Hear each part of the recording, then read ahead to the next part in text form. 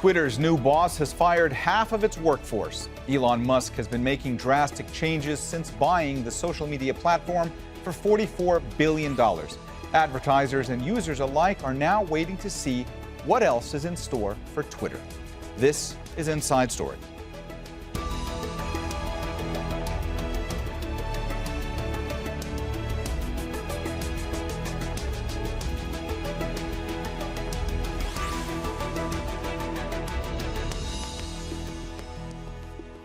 Hello and welcome to the program. I'm Mohammed Jamjoom.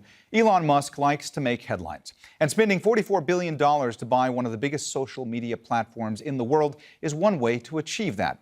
But the deal has been troubled from the start. Musk tried to back out, but at the 11th hour signed on the dotted line, averting a major court battle.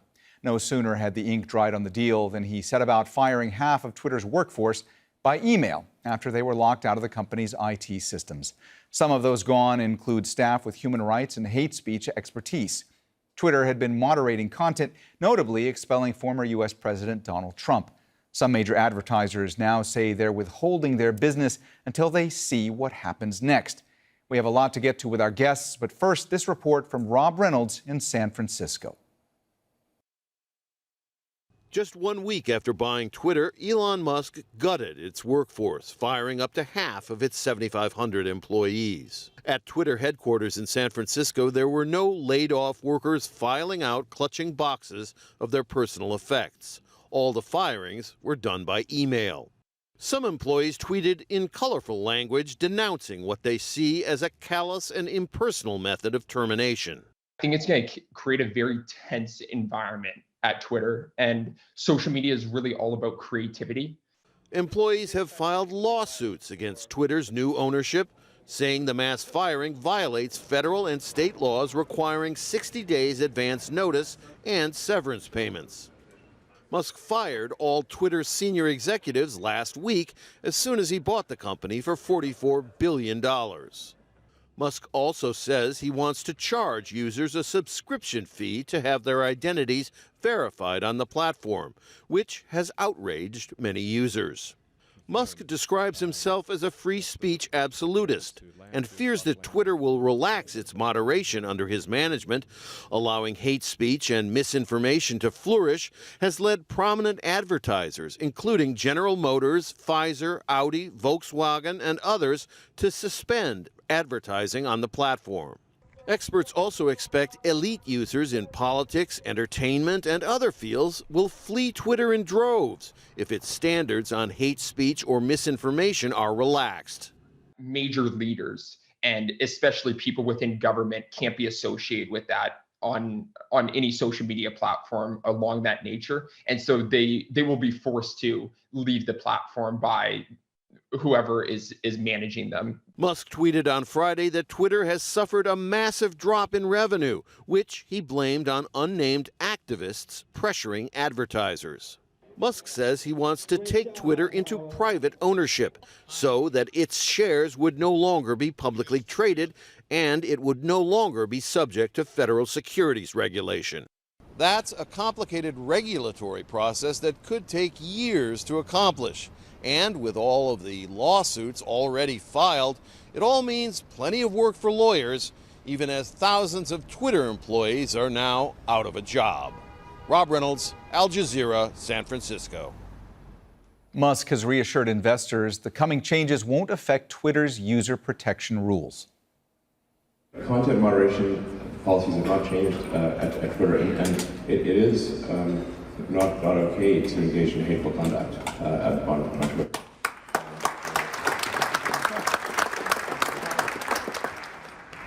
So we have had actually oddly targeted attacks where temporarily people have been able to put some hate speech on Twitter, but then it's been taken down immediately. So now, what I'm trying to achieve with this sort of enabling everyone to be payment verified with Twitter Blue is to try to get as many people payment verified as possible.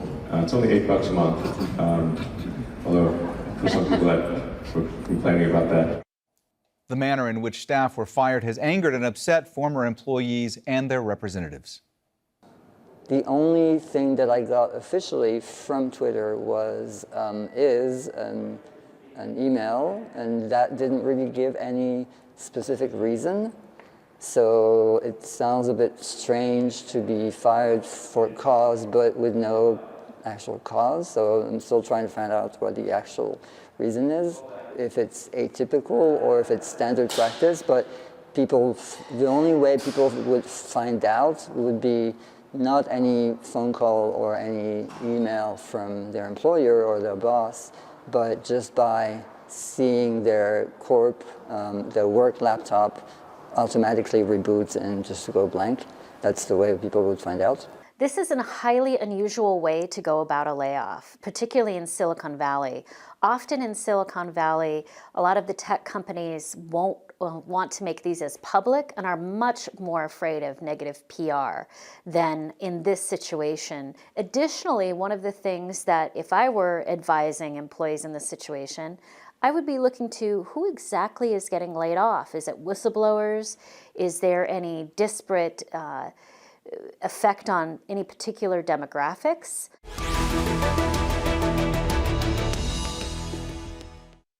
All right, let's go ahead and bring in our guests. In Belmullet, County Mayo in Ireland, Adrian Weckler, technology editor of the Irish Independent newspaper. In San Francisco, Cara Brennan Alamano, chief people officer at Lattice, a people management software company. And in Kyoto, Japan, Mark Einstein, a digital media specialist with the ITR Corporation. A warm welcome to you all, and thanks so much for joining us today on Inside Story. Mark, let me start with you today. So it's being reported that in order to fund his $44 billion acquisition of Twitter, Elon Musk loaded the company with $13 billion in debt, and that comes with more than $1 billion a year in interest payments. So how much pressure does that put Twitter under right now? And at the end of the day, does that mean that Elon Musk has bought Twitter for far more than it's worth? Well, I think that is literally the $44 billion question. I would say that it has been a question since Twitter's inception, if it really is able to monetize, and does this really match the valuation that it's always had? I think that right now we're kind of seeing a rude awakening for Twitter. So I do expect a very, very drastic change in both their business model and their strategy going forward. Cara, how chaotic and haphazard have the layoffs at Twitter been thus far? How confusing and how difficult has that made things for those who have lost their jobs? You know, I was connecting with some folks that recently lost their job from Twitter just yesterday, and the word that they used is devastated. They felt not only that they still had many questions about their future, their immediate future. There are a lot of questions that haven't been answered by the Twitter team, but they're also feeling really upset about the loss of the Twitter that they thought they knew. And the new leadership has come in, and they feel a true lack of respect for what has been built, and a true uncertainty for the mission of Twitter and the future of the business that they had put so much effort into. So particularly in the San Francisco Bay Area, we're feeling it, and we're feeling it for these former tweets.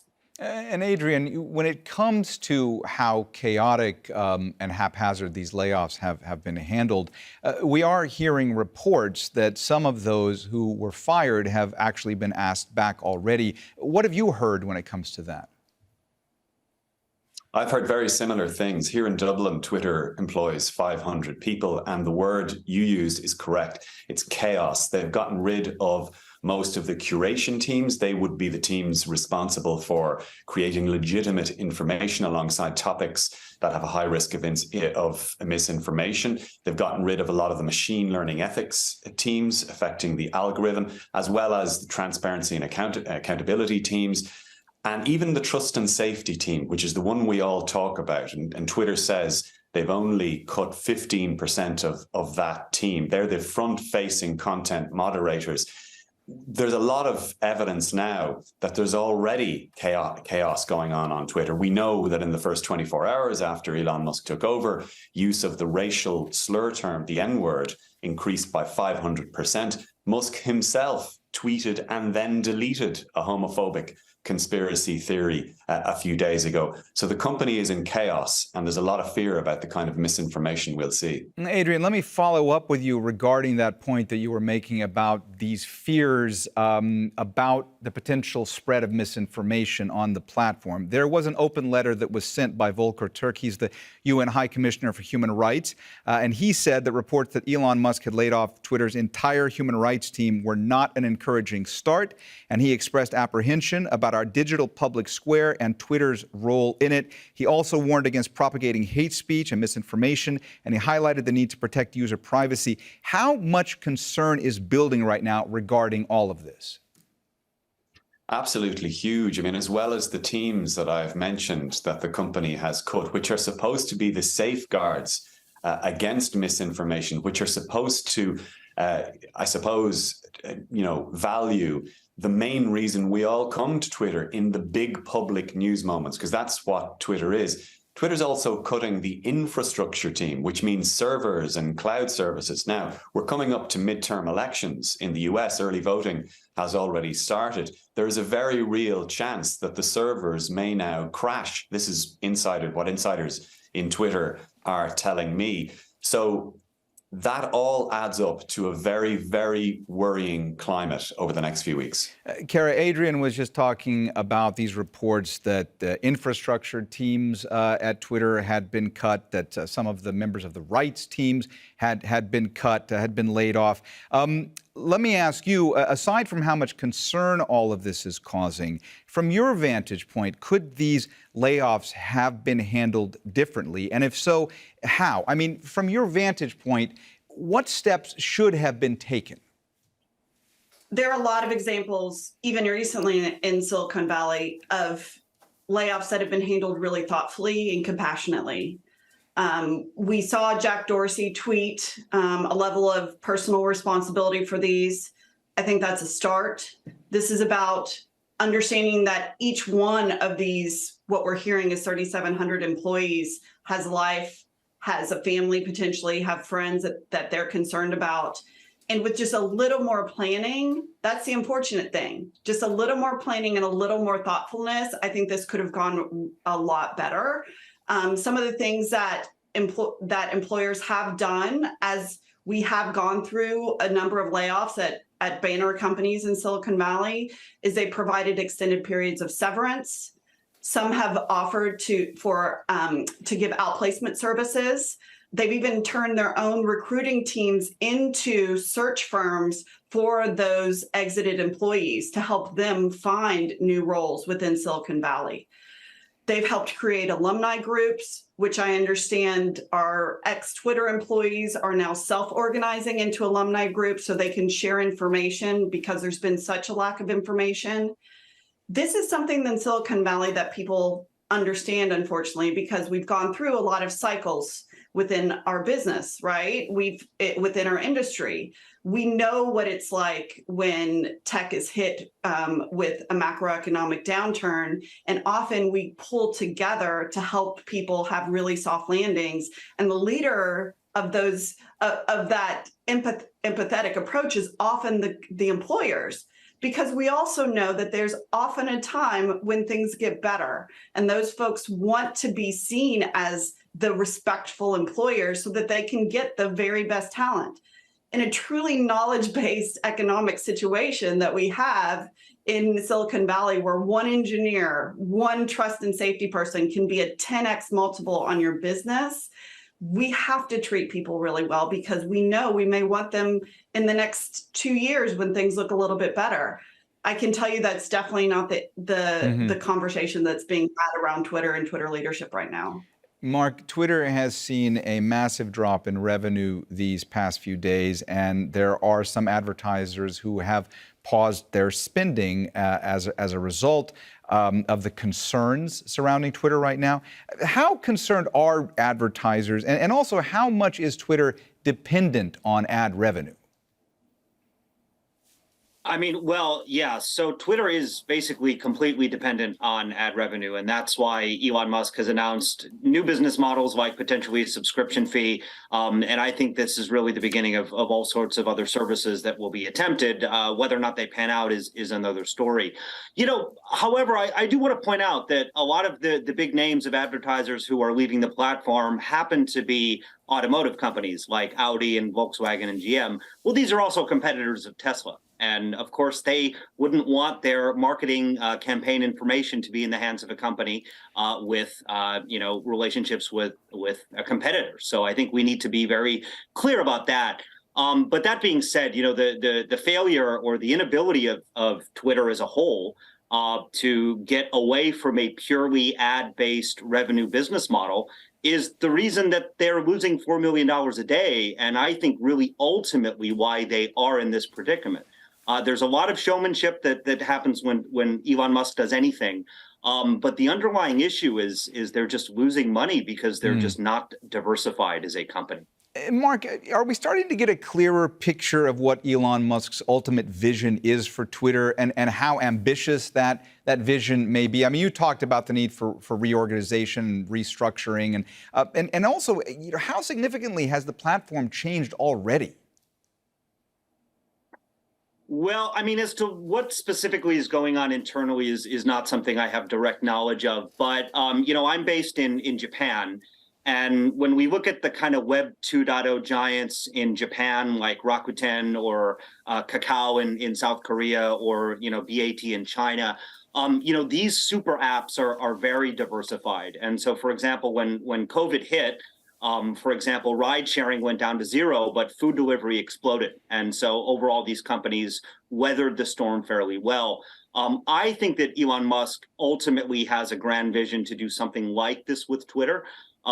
Again, but it's really the execution that's going to be the big question mark as opposed to what the vision is. But yeah, definitely diversification into a super app is what I think he's thinking. And there's probably a cryptocurrency angle to that as well. Adrian, you heard Mark there talk about super apps and how they have changed and developed in Asian countries. I want to ask you a little bit right now about the EU specifically, because under the European Union's Digital Services Act, large tech companies will be required to have robust content moderation systems to ensure they can quickly take down illegal material such as hate speech. So what is the policing of Twitter going to look like going forward in the EU? It's going to be much tougher. So Twitter already got a fine here in Dublin in Ireland. It was a data privacy fine. It wasn't much money at all, but the European authorities have been very, very active over the last year or two in fining big tech companies. Instagram got a 400 million euro fine.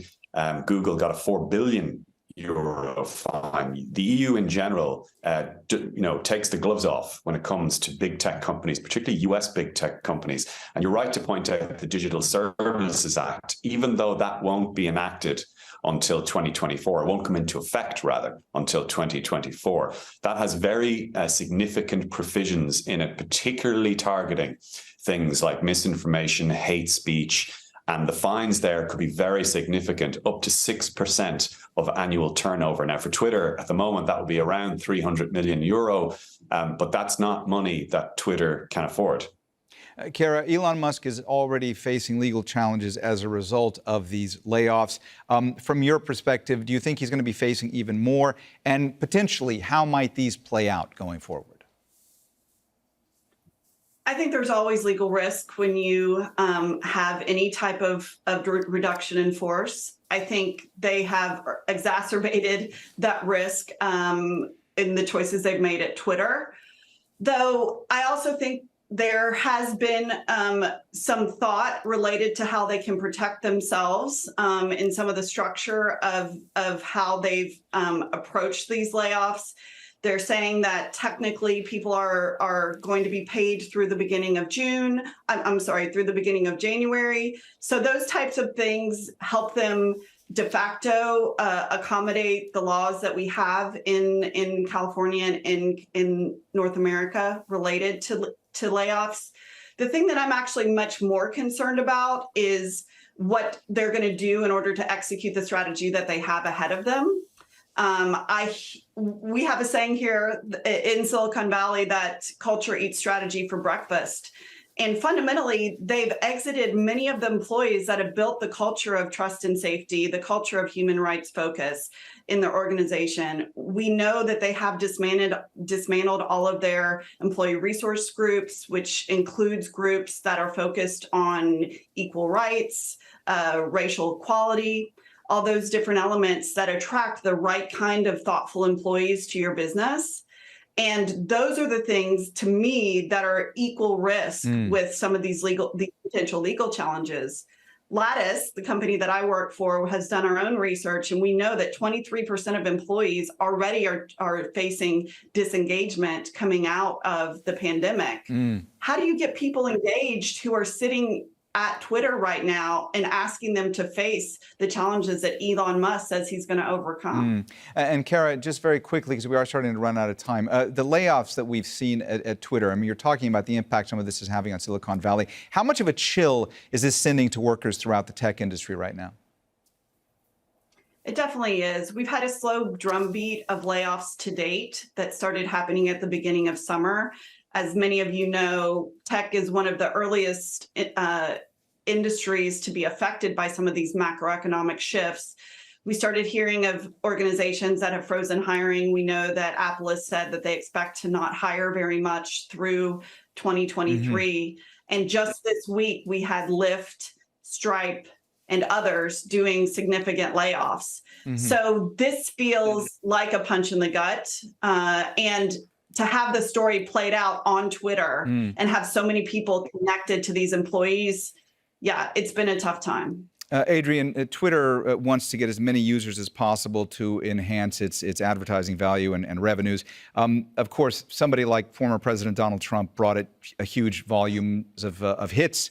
Do you think going forward that lifetime bans for folks like Donald Trump are going to be lifted by Elon Musk? Do you think that we'll see Trump return to Twitter or others who got lifetime bans? And how much concern is that raising?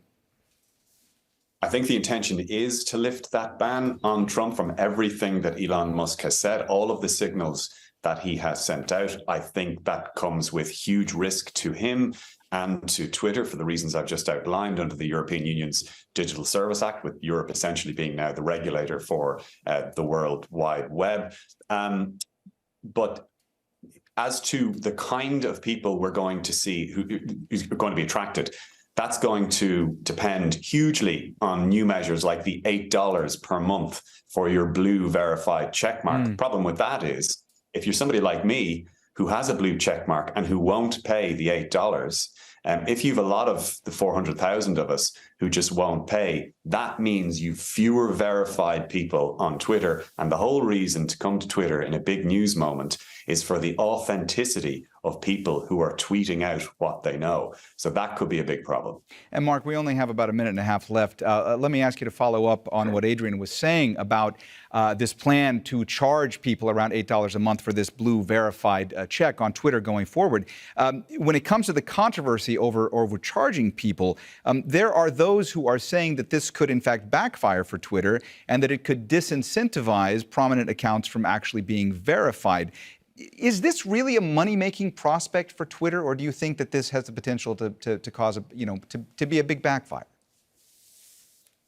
Well, I mean, again, I think that if they are really losing $4 million a day, like Elon Musk says, then something has to change, and they are going to have to change their business model. Verifying people for money, whether the $8 is for everybody, whether there are tier systems, whether people can be grandfathered in, I think is remain to be seen. But to me, the key message is that things do have to change from a financial perspective, because Twitter is not a nonprofit organization. So all right, that's my take. All right. Well, we have run out of time, so we're going to have to leave the conversation there. Thanks so much to all of our guests, Mark Einstein, Kara Brennan-Alamano, and Adrian Weckler. And thank you, too, for watching. You can see the program again anytime by visiting our website, aljazeera.com. And for further discussion, go to our Facebook page. That's facebook.com/AJ Inside Story. You can also join the conversation on Twitter. Our handle is @AJ Inside Story. From me, Mohammed Jamjoom, and the whole team here in Doha, bye for now.